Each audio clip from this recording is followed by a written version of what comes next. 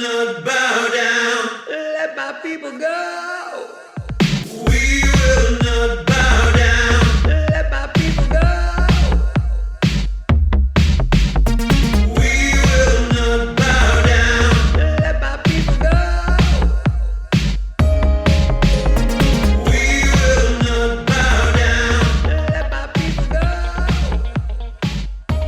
We will not bow Hello and welcome to episode 26 of the Croydon Constitutionalist podcast, bringing classical liberalism to South London and beyond via our YouTube channel and wherever you get your podcasts. My name is Dan Heaton and my partner in podcasting today is Mike Swadling, the co-founder of the Croydon Constitutionalists. Mike, hope you are well during the lockdown. How are you doing? Yes, Dan, all's well-ish. It's dragging on, but I'm sure it is for everyone, and there are a lot of people a lot worse off than me. I always think I should ask you if you're doing all right in these as well. But yeah, it's bumbling on. How about yourself? Not too bad, working from home still, but still hanging in there. So Mike, what have we got to discuss today? Okay, so first of all, talking about COVID-19 and where things are with that. Talking about the BBC Panorama documentary and appears to be somewhat communist propaganda. The Electoral Commission, asking whether that's fit for purpose. Talking about the Brexit trade talks with the US. And then finally, what to do to stay busy. Excellent. Well, yes, the COVID-19 lockdown continues. Hancock, the health secretary, has advised that we have reached the target of 100,000 tests a day. The target that he set for the government to reach by the end of April, that was reached, although of course it dropped a little bit over the weekend. But some interesting developments in the last couple of days. They're talking about doing a track and trace app. So that people can download an app to their smartphones and they can be alerted to the fact that they have been somewhat in contact with somebody who has subsequently tested positive for COVID-19. Obviously, this requires a lot of people to download the app, but it's apparently there's a trial of the apps going to start imminently in the Isle of Wight. Mike, will you be downloading the app? I'm not massively concerned about the risks of such an app. I see quite a lot of stuff online of people saying, well, the government can track you. I think they can probably track you anyhow.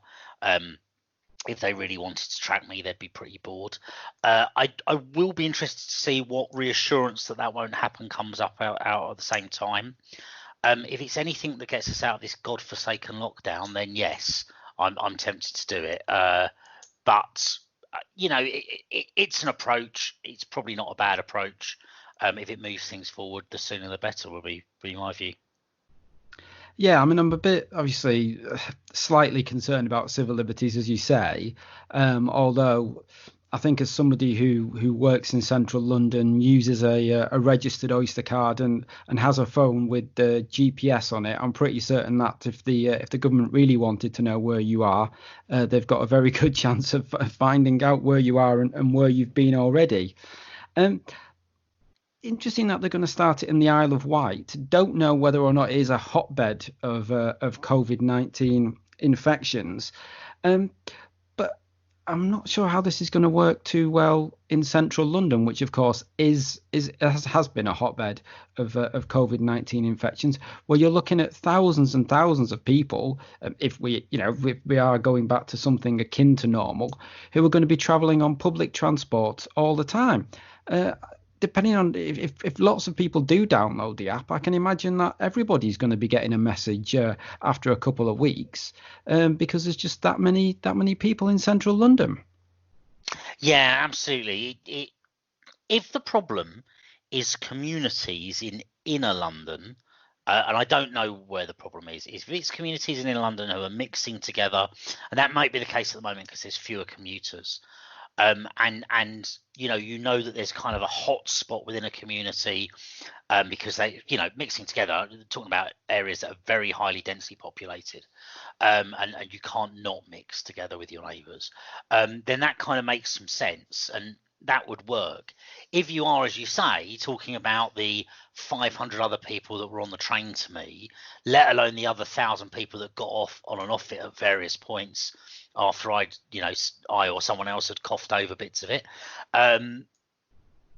then you're talking about the 500 people on the tube, and then the second tube, and all the people that were brushed up against me when I walked across London Bridge, and so on and so on and so on.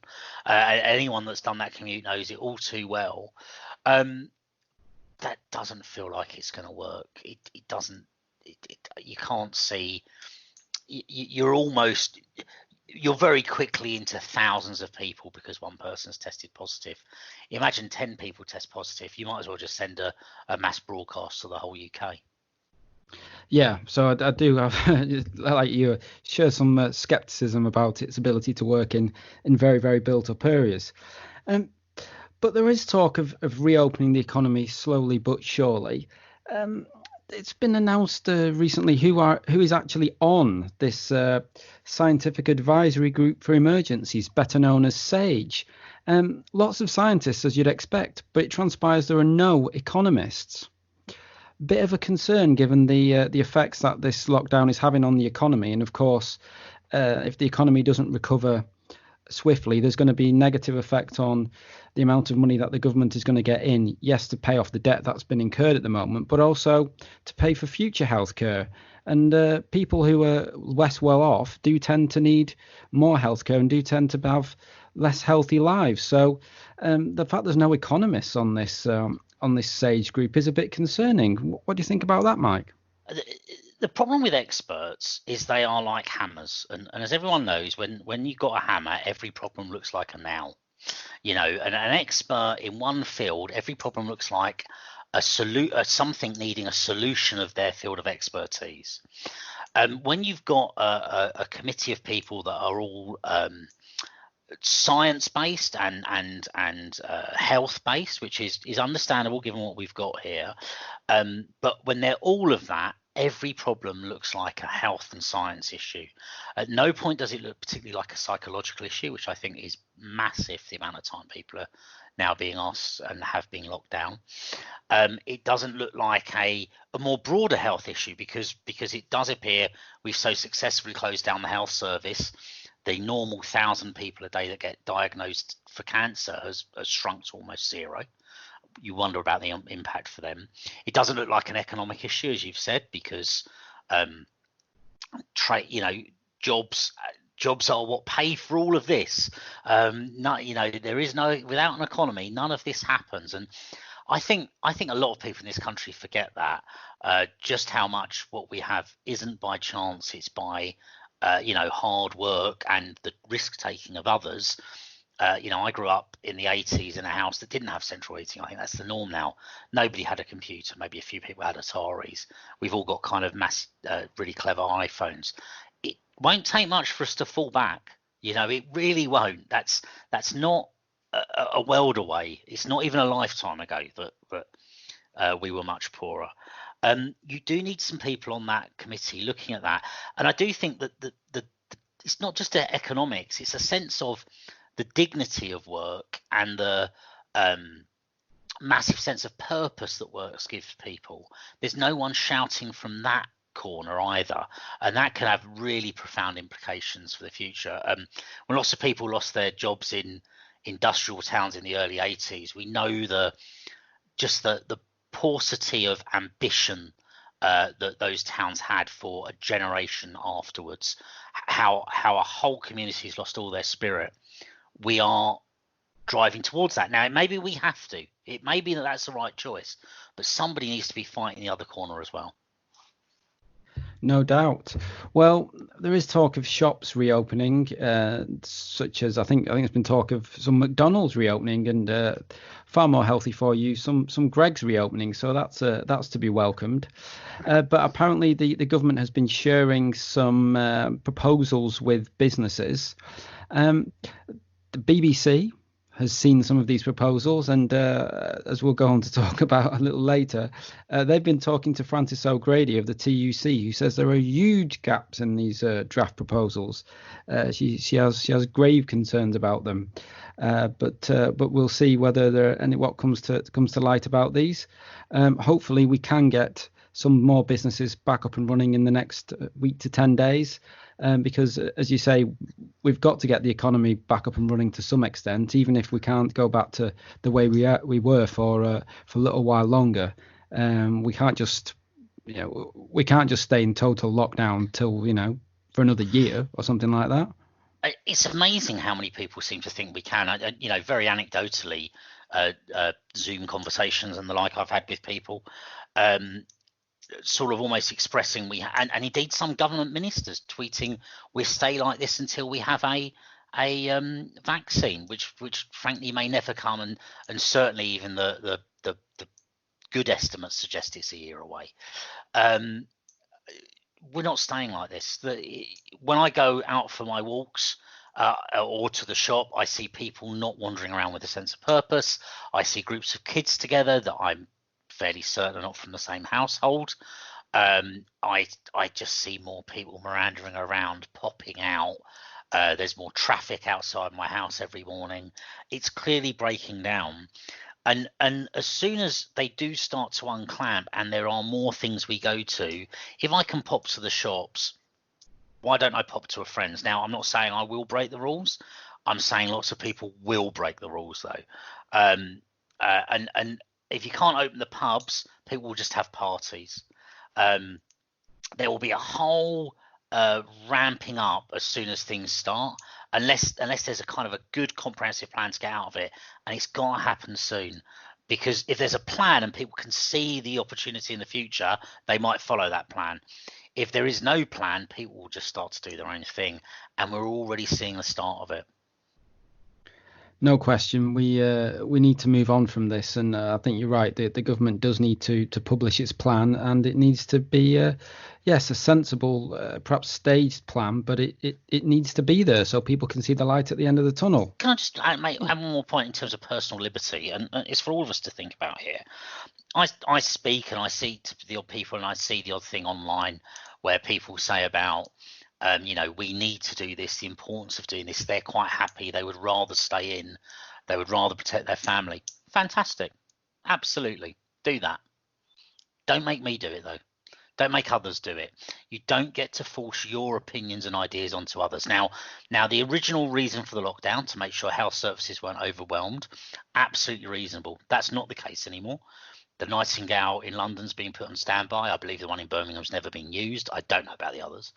I suspect they're very similar to the same. If that's the case, that we have the capacity, let the people that want to take the risk, because we have to get out of this. And frankly, you don't get to tell others what to do. It's such an immoral position to take. I'm not telling you have to go out, but you don't get to tell me I can't either. Very good point. Well, we've done our bit, as it were, for the cause by staying in lockdown, but that didn't stop us having our virtual drinks last week, well attended again, and we may organise another session in a couple of weeks' time, depending obviously on what the lockdown situation is, and if we do, we'll put out some details about it. Absolutely, another good set of drinks, and thanks to everyone that turned up. Now, as you know, because of the COVID-19 situation, we did have to postpone our planned forum on the future of the BBC. But Mike and I, we did talk about it on our recent pubcast, and we discussed with Harry Phone of the Taxpayers Alliance their Axe a Tax campaign to scrap the BBC licence fee on the last podcast. Well, it seems the BBC have been up to some, I don't know if they're old tricks or new tricks, but they've certainly not done themselves any favours with the most recent BBC Panorama programme. It was a documentary on the availability of PPE in the health service. Mike, I think you probably had a little look into this. They've had some interesting people on the documentary. There's some. It just beggars belief. So if you look down the many of the main protagonists on this documentary. There's a doctor here who's a former Labour candidate. That was never mentioned. They featured in Corbyn videos. That was never mentioned. There's another one who's a union steward, not mentioned. They attended Corbyn rallies. They are called to sack Hancock, the health minister. Never mentioned. Here's another one. One wants free migrant access to the NHS. Describes Tories as privatising, warmongering, immigrant-hating prats. And for good measure, for everyone on the left is anti-Israel. Another one, pro-Corbyn, attacks new Tory red wall voters, not just against the party, against the people that vote for them. And supportive of Labour, supported Momentum, another one, calls Minister a pompous fool. Now, look, these people are entitled to their opinion. They're entitled to their professional opinion as well.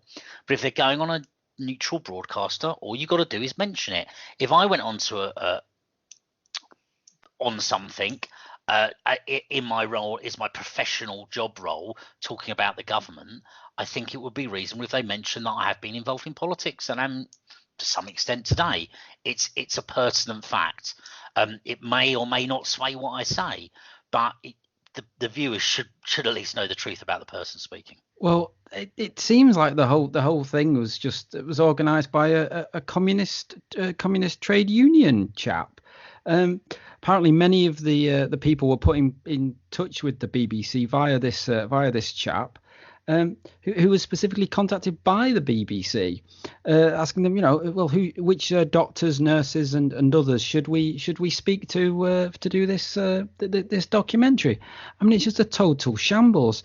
As you say, by all means, obviously interview people, but if they've got backstories like they have. There's no way that if you interview them, you should certainly set out those credentials, because they obviously have an opinion, and that is not just necessarily their professional opinion. It's their political opinion. And when you've been an activist with some of these, particularly the hard left activists, they've obviously got an axe to grind with the government. You can't necessarily, whether you can trust what they're saying is one thing or another, but certainly their credentials should be made available to the viewer so that they can decide whether to believe what they're seeing and hearing. You wouldn't expect the BBC to use a BNP organiser to furnish people for a show unless the show was very specifically about the BNP. Why have we got a communist? And just, it bears repeating, the Communist Party are currently of China are in large part responsible for the pandemic we are currently under. The Communist Party in China killed, numbers vary, but about 77 million people through their time, through forced famines and just murder camps. In the USSR, the numbers weren't so bad. It was only 20 million people. In Cambodia, it was 1.2 million, 1 in 3 of the population. Nigel Flanagan supports the party, the ideology that led to those deaths. What the hell are the BBC doing using him? There's no excuse for that. There cannot be any excuse for that. You can understand the odd time they get one of these analysts on who they didn't search thoroughly enough for them. How you can't have searched everyone on the programme, I don't know.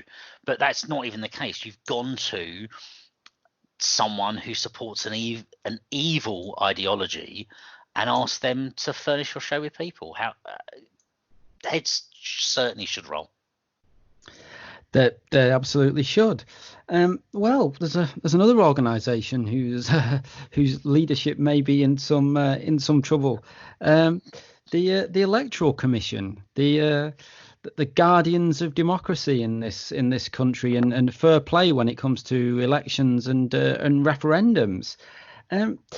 Seems they've got themselves into a bit of bother with their antics in respect to Aaron Banks, one of the co-founders of the Leave.eu campaign, which was one of the leading campaign groups in the referendum back in 2016.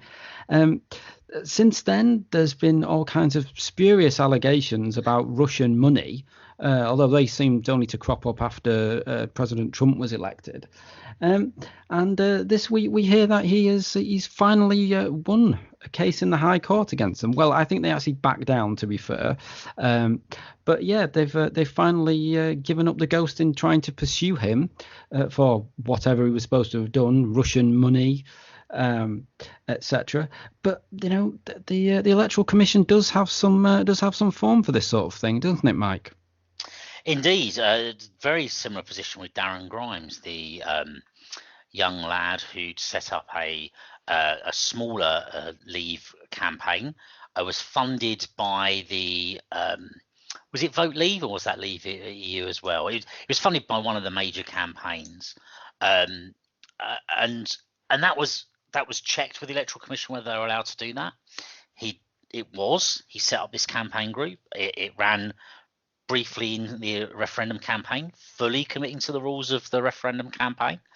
And then the Electoral Commission decided, lo and behold, that funding wasn't allowed, and took that to the police, took that to the courts, and of course lost that and threw away a large amount of taxpayers' money in the process.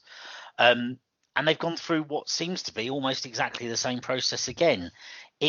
It's either they're incompetent or they're viciously going after people who the Leave campaign who they don't like. Neither's a good look for them, I would say. Not at all. They do seem to be suffering from Brexit derangement syndrome, I think it was called at one point. But hopefully, with us at least formally having left the EU and with this case behind them,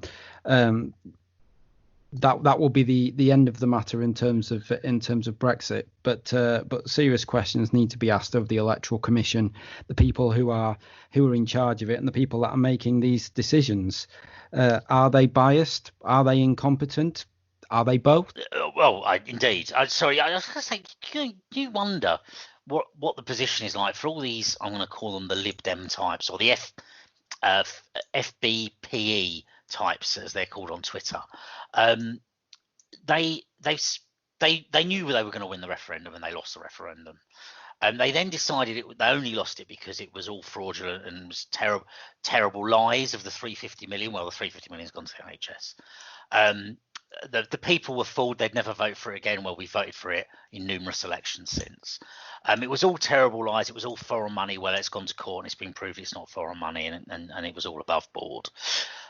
There's really nothing else left for them. They must now.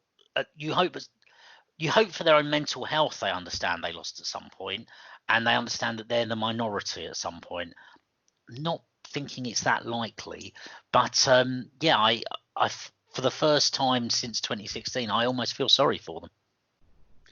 Well, indeed, obviously some of them have been using the COVID crisis as an excuse to call for an extension of the transition period. So far, that's been resisted by the government. And the government's been started its negotiations up again with the EU, although the EU seems to be at present sticking to its demands for level playing field, whatever that means, but also still, believe it or not, still demanding access to our fishing waters. Not the traditional thing that's included in free trade agreements. But whilst that is going on, we can reveal that the International Trade Secretary, Liz Truss, has began trade talks by video conference with the United States of America. More than 100 negotiators are going to be involved in this first round of negotiations, which starts this week. And those talks are going to be held in parallel with the continuing talks with the EU over a post-Brexit deal. Sounds good to me, Mike. Sounds fantastic. This is exactly what we need to be doing. Who cares what the EU want to do anymore? They can't be trusted to want to work with us. This is a nonsense that they seem to think they have the right to our territorial waters. If they want to sign something at the end, great. But I think we should get quite quickly close to the point where we just walk away and say, Here's what we propose, take it or leave it. And the easiest way that we can actually get them to take it, and we can get them to take us seriously, is getting these trade deals with the US, other countries. We can now negotiate our own trade deals. I appreciate COVID-19 is the issue of the day, and massively so, but it would be great to see the government find someone to start announcing these trade deals that I think have been in negotiation for the last few years around the world. There's a whole load of countries that simply have said they'd rolled forward their trade deals that we had with the EU to us. Let's start announcing them. Let's start making it clear that we will be on those deals from the 1st of January next year. You take the wind out of the sails of these anti-democracy bastards who seem to want to delay Brexit again, or full Brexit again, and you make the EU suddenly wake up and smell the roses, because they know we've got a plan and we don't need them. Absolutely, and that's where it's crucial as well that these talks are running in parallel. As you say, it puts pressure on the EU to be sensible. It proves that we don't need them. I mean, we don't even need a trade deal with them anyway. It would be probably better to have a easier trade than WTO terms, but we can't be frightened of that. The deadline for requesting and being agreed to have a extension is coming up, I believe, at the end of June. So something will have to give in the next couple of months. Otherwise, it's going to be perhaps a last minute negotiation that it'll be a completely take it or leave it. I don't mind that as long as it's us that are making those proposals. Certainly, we can't be held to ransom by the EU, and certainly there's just no reason for them to be having our fishing waters. It's just outrageous. I understand them having it as the starting point, and I can understand there being some delays to negotiation for a couple of weeks whilst the COVID crisis was on starting up. Certainly was when the negotiations ceased for a little while. But all of these things can be done by video conference, audio conference, email, etc. People working from home and Skyping and what have you. Indeed, we're recording this podcast via Skype. So the technology is there to have those negotiations. And it's just a question of whether you're negotiating in good faith and you're prepared to put the effort in, or whether you're just looking to delay and delay. Yeah, absolutely. It's the EU still isn't respecting us as an equal, and until you push the issue to them, they never will.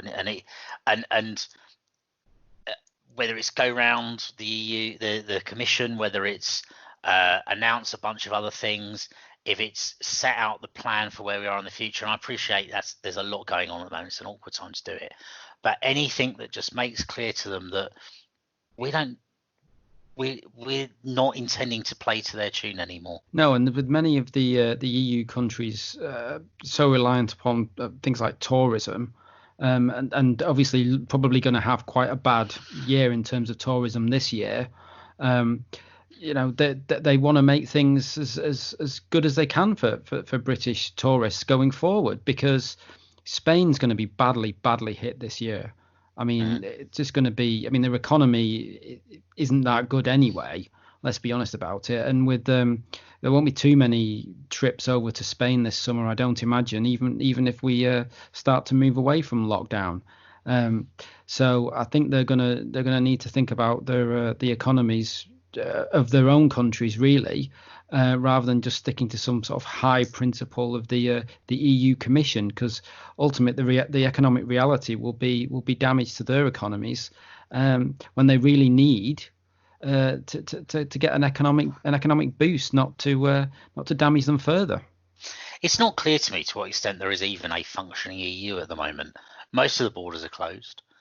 All of the governments are focused on healthcare, which is an internal matter. They're not bailing each other out. There's some lending, but essentially finance-wise, they're operating independently.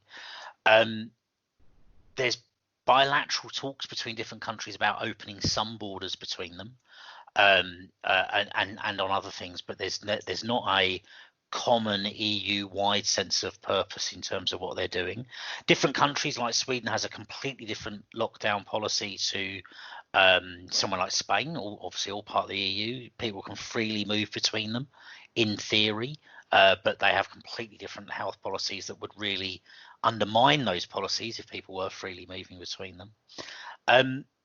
And there's very little trade going on because there's very little being manufactured, there's very little being sold over national boundaries.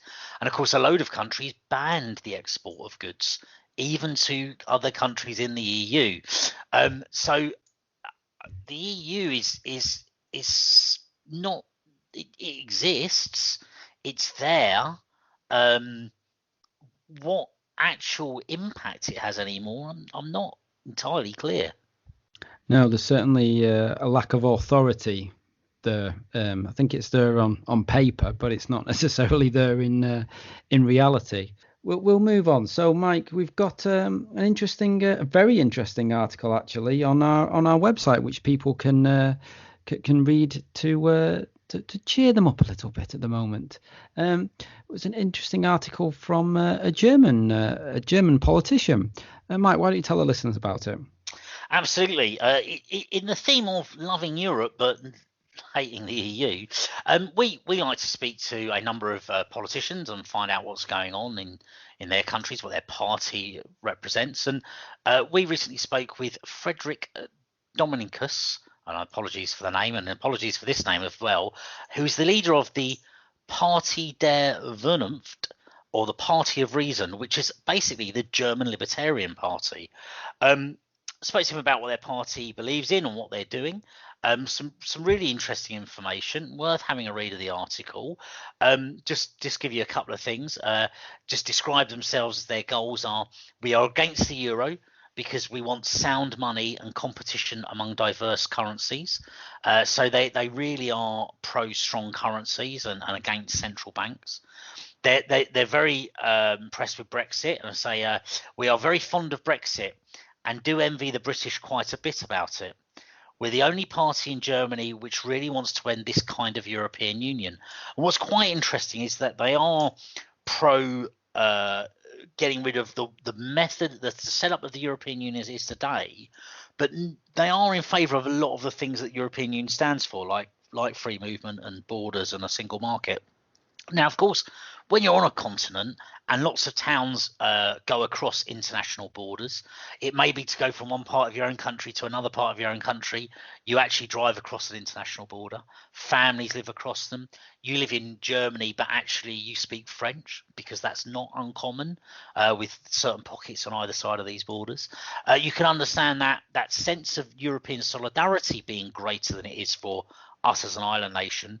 But they absolutely get the bit, and the bit that I think the Remain campaign never got, that it's not about being European or not, and it's not about collaborating with your neighbours. It's about the anti-democratic organisation that is the EU. He takes you through that. So have a look at our website, a really interesting article, details of how you can get in contact with them if you're so inclined, or if you want a bit of an update from Germany. Yeah, no, fascinating interview, and of course, the very happy that the gentleman Frederick actually was able to do the interview in English. So that was very helpful for us, because not able to speak German, so it was particularly useful. So it's a very good English, and please do read what is a fascinating interview. 5 years of learning it in school, and I can remember the swear words and the way to the train station, and that's about it. Indeed. Yeah, it's possibly something that the English school system could improve upon, would be our knowledge of the languages. Well, if you'd like to write for our website or have any stories you'd like us to cover, please do contact us. You can get in touch via Twitter at Croydon Const, via our Facebook page, via our website, which is croydonconstitutionalist.uk, or via email croydonconstitutionalist@gmail.com. So if we do have another virtual drinks, we'll be letting you know all about that. So do get in touch, as I say, via any of the aforementioned methods. Lastly, just like to thank you for listening. It's difficult times. but we're here if you want to chat, and lots of interesting things on our website, and we're going to organise some more events when we're allowed out. So do please get in touch and get involved when we can all get back together. But until next time, it's goodbye from me. And goodbye from me. Stay safe, everybody.